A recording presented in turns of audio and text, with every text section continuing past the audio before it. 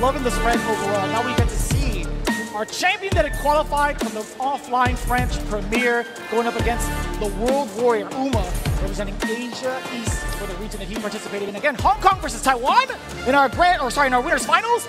This is going to be emphatic. Luke versus Juri. Your thoughts on the matchup thus far, Jammerz, as it's been unfolding? We talked about how often these two characters have been facing off against each other on the stage. I think these two characters are some of the best at harassing you with medium attacks, especially being fearful of them. Juri on block and hit, Luke the same thing, but Luke has to force a strike throw situation. Juri has a +2 on block, Luke doesn't, I believe. The interesting thing will be is if Uma wants to use the fireball, how will Chris Wong try to respond? Because he doesn't really have a projectile tool outside of level 1. It could be parries instead. We've got to test Uma's reactions as well towards drive rush. We saw Chris Wong try to do that there with the suppressor, but already getting hit by a fireball. Stalls up again. Already checking the lows, you're starting to see some of the patterns, or at least Uma was up until this point. Chris Wong dishing out the damage, opting to go for the advantage, and a little bit of a stutter. The delay on the crouching jab with everything. But now Chris Wong has a lot of room to work with to build up some of that drive gauge. And you know Uma's going to be stepping on the gas every single time to close that gap significantly. Well, he's got to be careful when he throws the fireball and tries to drive rush after it, because if Chris Wong tries to get perfect parry or walk forward, yeah, he can actually try and check the drive rush, the subsequent drive rush, I should say. He gets an abundance of damage there into the backdash, but no punish there from Uma. Oh, okay, that worked. That was a juggle. Okay, impromptu juggle there. Wow. I've never seen that before, but it worked. Improvised, worked out. And he misses his, yeah, he missed something. That was an execution error from Chris Wong, and he's not happy. And you can tell on his facial expression when he makes an execution error. That's the second time he's done that on the big stage, by the way. Even within the top 8. Good. Okay, trading with the fireball and then the chase down there into the conversion for the level 1, which puts Chris Wong in a dangerous spot, unless he has other plans. Who's more dangerous, the person applying the media or the person who's loaded with an OB? Maybe Phenom was right all those years ago. He was. I still think he was. He is. Good block, and he anticipated it. He probably tried to bait something else there, but Uma thought he was looking to do something else. That's why he went to the anti-throw tool. Oh, man, that was such a sharp angle. Couldn't get the uppercut. He's not going to drive reversal. He can't, and he did a delay jab. He was anticipating that, understanding the situational awareness, and he will catch him. You thought you could let the fireball ring with a level 3? If there's anything that's anti-fireball, it is definitely that. Well, he's still alive here. What's the risk going to be from Uma? He's still in Feng Shui, by the way, so he can take advantage of this, but it's about to completely dissipate. Backs away. And he's low on drive gauge. No resources left in the tank, so he goes for a dive kick instead. And he's trying to avoid the chip. He was trying to avoid a chip scenario. And Chris Wong, I'm telling you, his situation awareness and understanding when people want to do something and bait something from him, he's not biting, man. I'm telling you, so difficult to fish out of the sea. Had Uma gone for just anything on the ground, he would have gotten OD uppercut for his troubles, and he possibly would have died from chip. Takes the grab one time, walks into the fireball there, playing it safe, gets a punish. He's been actually handling those Fuha stores really well. The Tencent Renantia.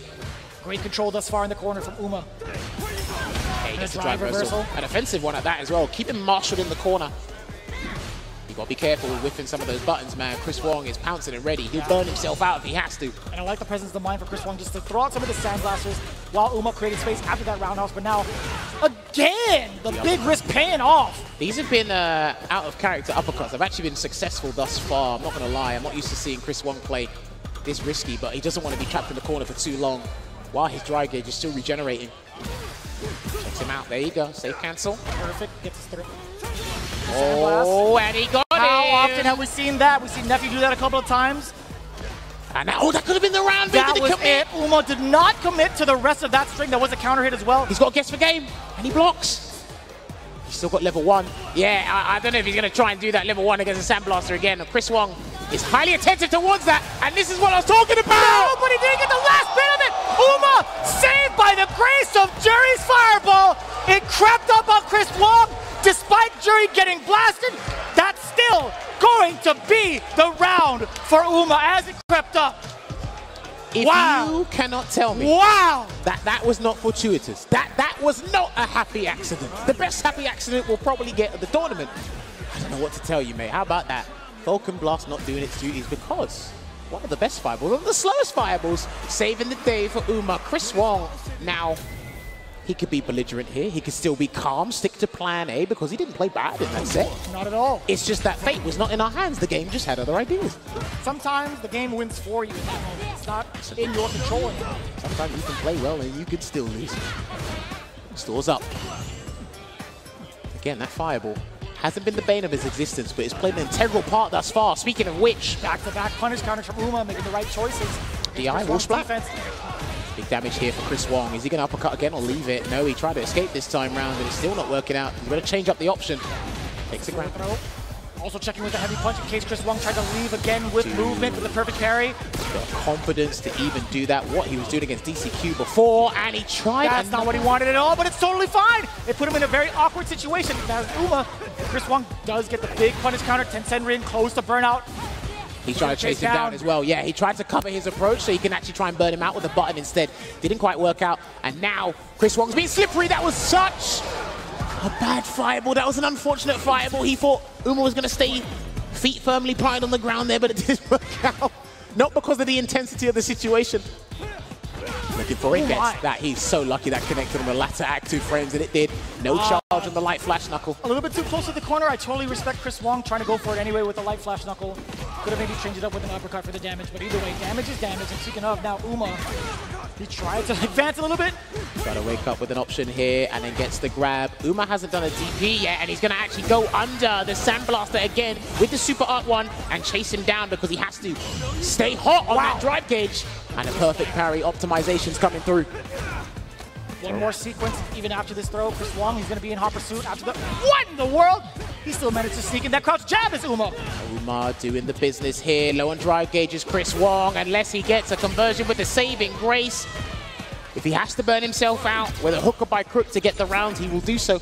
And he still preserves his level 3. He's him down there. Good perfect parry into the surprise throw. Still looking for a hit confirm is Chris Wong on one of those mediums. Oof. Confirm off of that. Crouch medium punch doing all the work right now. Opts for the damage, dashes up, creates that space. Now we're back mid-screen. A Sandblaster to ring out Uma. He's challenged with the fireballs, but Chris Wong now he is encroaching on that space where it's awkward for the mediums to connect. I like that he's moved closer as well because you can't do the level 1 at that range. You can't humanly react to that unless you're superhuman. Shouts to Nephew for even showing me that. I mean, if he does it, I feel like I wouldn't be too surprised because he's on the grand stage right now. Backs away. I thought he was going to go for a grab there, but Chris Wong gets the delayed jab, and he's respecting that fireball and creates some space for Uma to work with until he checks a drive rush. And I think he's going to have to convert into level 3. Let's find out. You already know it. So this isn't going to kill necessarily, but it leads for a very, very tough situation for Uma to even combat out against. Uma's got to play it safe here because even if he makes a defensive choice, it might not work out. Oh, and there's a parry. No. Not here. He's still got parry on deck. And this could be disastrous. Feng Shui into the Feng Shui engine. Interesting. He wants to beat. He's so ridiculous when it comes to his game sense. He's fully aware of what Uma wants to entice him with. And he's like, you know what? No buy. I don't blame him for that Feng Shui because Chris Wong was in the ambit as a drive gauge, and we talked about how brilliant Juri is at harassing you and inflicting that drive gauge damage, really flustered you to making a choice. He tried to opt for a jump, sneaking some damage beforehand, but Chris Wong comfortably, calmly walked under him. And got the round there. And off to a fine start here is Uma in this 3rd game. Okay, gets the 3-piece into the uppercut. Drive reversal, keep it offensive. What a call out. Oh, but he missed the flash knuckle. Interesting, he still chose to drive her afterwards, even after the block. All right, gets the fireball pressure here, and Chris Wong tried to steal a turn there, but didn't quite work out still. Gets a 2-piece, and then the DI, and he's going to keep it meterless here because he wants to regenerate as much drive gauge as possible, and it finally... God, Uma calling it right. He's been going for the anti-throw tech plenty of times over throughout the set. The one time Chris Wong had that intuition to maybe neutral jump, gets blown up for it. But I think he was actually still looking for a throw stubbornly.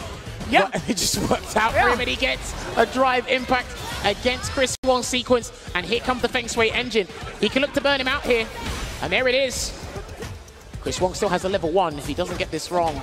Good block on the overhead. Tried to steal his turn back though. That was a counter hit. Still threatens the stun because he's in level 2 and it's about to completely evaporate that bar. That's the third time over. Uma's lock control in the corner. But he recovers so well. What was that noise? Yo, that was sick. Try to bait a throw, not doing it. Be careful. How many times? When have we ever seen that from Chris Wong? The whiffed fierce. Uma keeping it calm, getting the light. Remember, he's feeling the pressure here. They're playing for a better position to earn themselves a boatload of cash. So even then, multiple boats. Multiple boats. Multiple warehouses, maybe. I don't know. If anything. There's a plethora of options. Maybe a treasure trove. Who knows? Maybe not in California. I know the rent's high here, but... We can talk about that median later. Anyways. Backs away, and then a perfect parry there, and gets a delayed crouching medium punch, and he will flash knuckle his way to the corner. Oof. I respect that he didn't try and check that there, but he gets the snapback target combo into a delayed jab, OD flash knuckle. Blind uppercut still gets the advantage. 10-10 Rin OD from Uma. Is that the first one? I don't think it's the first one. My recollection, it could have been, but these matches happen so fast, and he gets the drive rush cancel off the first hit, the stand medium kick, because if that was the second hit, I don't think he would have been able to special cancel. So he got that. Fireball away, keeps him in block stun for a little amount of time with that OD Sandblaster. So intimidating from this space, right under the timer, right? That's exactly where you want to be to keep that control against the opponent. Oh no! He blocked it out. He's still got. They've both still got supers. Please do not be. Please don't leave with your fireballs. Please. Oh my word. Please, I'm scared.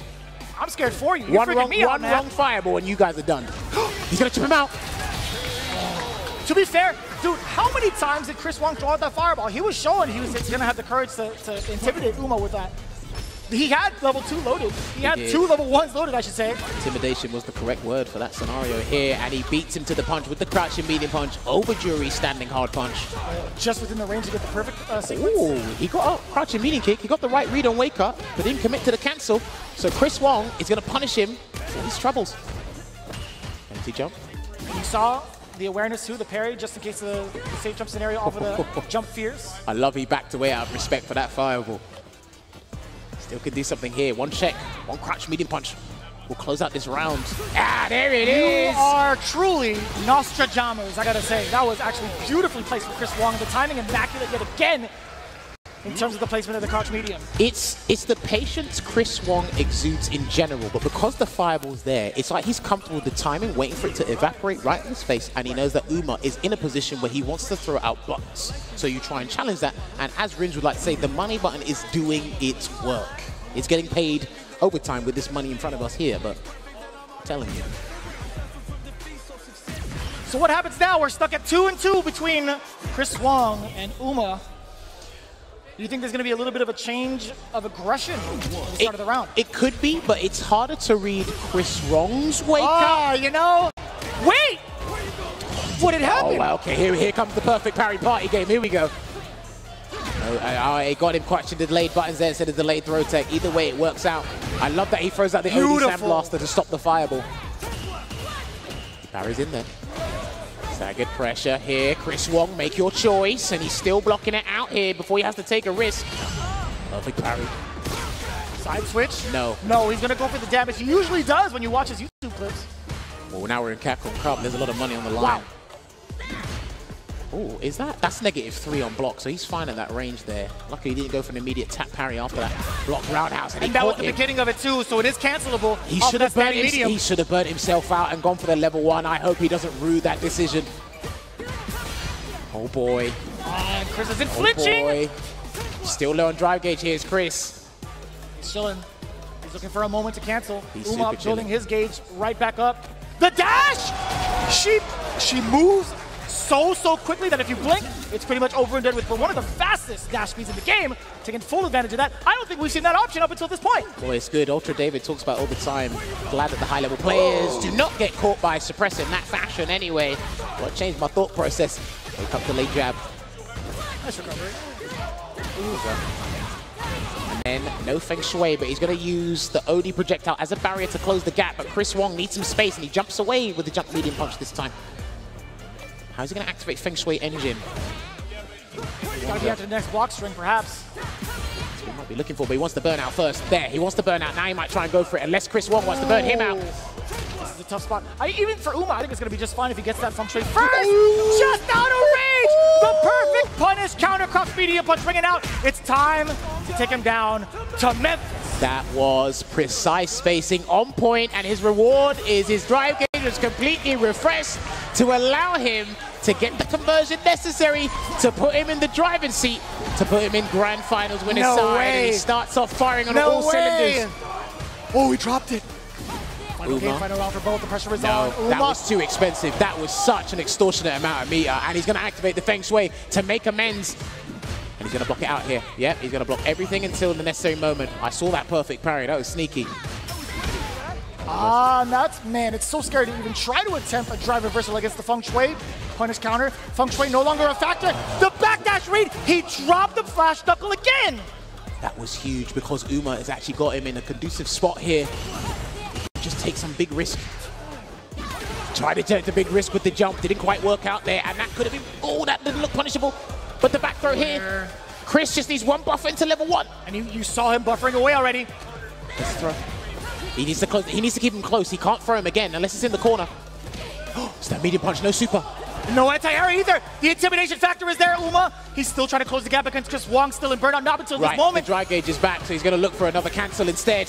Blocks it out here, staggered lines. The defense from Uma. The perfect parry. Feng Shui. We got to go into the Feng Shui. Right. Coast to coast. He has to play it safe and go for the safe jump. Do not try any gimmick. Just do the safe jump, please. Thank you. There we go. Still applying the pressure. Blocks the fuzzy. He didn't commit to the dive kick. He's still alive. Can he tip him out? And there you have it. Uma with the tip sequence. Feng Shui engine peppering his opponent and allows him to create the necessary scenario, puts him in the grand final of winner's side. That's what you need by determination. That's what you need by resilience. And boy, does Uma show it there. That is a deadly piece of play. I'm loving that. Him making that executive decision to keep it nice and clean when it came to the Feng Shui engine. That is pure knowledge of self-determination. Uma is now in the grand finals where he has at least secured himself $300,000 by default. I don't even think Uma expected himself to get this far. One of the best juries around the world, just to regurgitate. This guy is phenomenal. With the performance, with the peacefulness, I should say. And again, it could be a huge shock to him. It might happen after we're done with the bracket here. But Chris Wong, man, did he make him work for that effort, Vicious. He really did. He really did. Taking a look at the reason why Uma had decided to do what he did. I'm sure it's going to be highlighted soon, but yeah, the Feng Shui engine didn't really pay off many times over, to be fair. Chris Wong had abused that level 3, taking away the fireball options from Uma, but more importantly, the spacing that he's taken at, that was actually mad sick. That was the first time I've ever seen Chris Wong really shaken up. You could see it from the player cam. That was actually crazy that the fireball lasted that long, but again, Chris Wong recovered nicely, off of the crouching medium punch spacing, overall his presence on offense. Dude, he exhibited all the matchup knowledge that's necessary to see in this matchup here, Luke versus Juri. But again, even his corner defensive decision making was actually fairly on point. It's just that Uma was still determined and he was still confident that he can close it out. It took it down to the wire here, and we know that Luke lands tremendous damage, but he still wasn't deterred. He was still faithful. I don't think we saw a super R3 at all. I think it was just level 1. From Uma? Yeah, from Uma. I think it was just level 1 and Feng Shui engine. Correct. I don't think there's anything else here. And man, did things get nitty and gritty in this part. What a beautiful punish counter as well. Yeah, look, he just off of the closed it standing down medium here. kick, and that was the cancelable part of it too.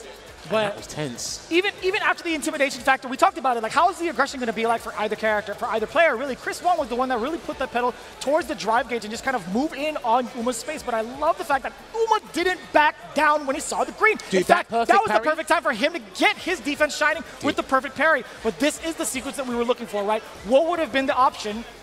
It would have been a safe jump. And I'm glad he did it. That could have been scary, because if Chris Wong had walked under, we would have seen possibly a punish counter on the landing frames. And do you know what's crazy? He was going to stay airborne the whole time anyway, just to avoid any wake-up supers. And even Chris Wong, now, despite being super patient in those scenarios, you still have to have the confidence to walk under and burn out and still deal with the pressure afterwards. So I actually really respect that persistence by staying aerial, because her aerial superiority, not as strong as Cammy's, but it's still pretty pesky to deal with there. So that was stupendous stuff there from Uma.